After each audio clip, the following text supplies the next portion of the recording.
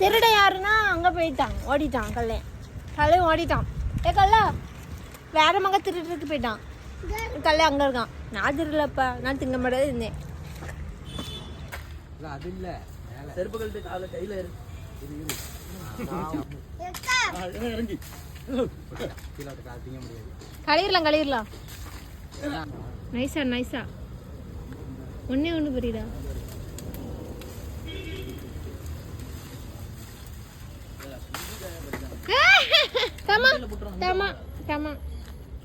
வந்துட்டான். தேங்க்யூ.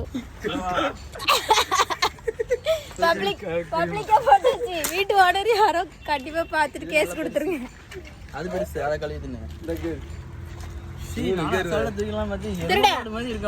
திருட நாகர்கோயில வந்து திருடுறாமாங்க.